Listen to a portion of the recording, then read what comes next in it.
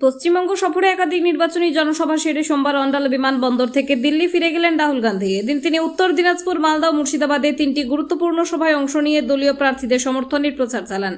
সভা শেষে হেলিকপ্টারে করে অন্ডাল বিমানবন্দরে পৌঁছান তিনি। সেখানে তাকে পুষ্পস্তবক দিয়ে স্বাগত জানান প্রাক্তন সাংসদ ফুরকান আনসারি এবং পশ্চিম বর্ধমান জেলা কংগ্রেসের সভাপতি দেবেশ চক্রবর্তী। বিমানবন্দরে সংক্ষিপ্ত বৈঠকে জেলা নেতৃত্বের সঙ্গে আসন্ন বিধানসভা নির্বাচন ঘিরে প্রস্তুতি ও প্রচারের অগ্রগতি নিয়ে আলোচনা করেন রাহুল। তিনি কর্মীদের আরও জোরদারভাবে মানুষের কাছে পৌঁছানোর বার্তা দেন। এই সফরকে ঘিরে রাজ্যের রাজনৈতিক মহলে নতুন করে তৎপরতা লক্ষ্য করা যাচ্ছে।